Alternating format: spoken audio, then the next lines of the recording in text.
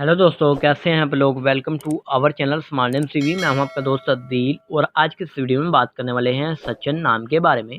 जी, तो इस नाम का मतलब क्या होता है, इस नाम का अर्थ क्या होता है और इस नाम वाले लड़के कैसे होते हैं। तो प्लीज़ आप वीडियो को फुल देखिएगा। अगर आप हमारे चैनल पर नए हैं तो सबसे पहले चैनल को सब्सक्राइब कर लें और साथ वाले घंटी वाले बटन पर ज़रूर क्लिक करें ताकि आपको आने वाली वीडियो की नोटिफिकेशन ज़रूर मिलती रहे। तो नाम है सचिन। सचिन नाम का मतलब बनता है जी खालिस वजूद रब अंदारा रब शिवा के होते हैं जी। इस नाम का मतलब होता है जी। सचिन नाम के हम तख्लीक ज़बान में बात करें तो ये एक हिंदी ज़बान का नाम है। सचिन जिन्स लड़का यानी लड़कों के लिए हम नाम रख सकते हैं जी। ये एक यूनिक सा नाम है। सचिन नाम का लकी नंबर 3 होता है जी, यानी 3 होता है। और सचिन नाम का धर्म हिंदू होता है। सचिन नाम के हामी नंबर्स यानी पर्सनैलिटी नंबर इस नाम की लकी तरीकें जी होती हैं 1, 3, 7, 8, 9, 13 और 17 बनती हैं।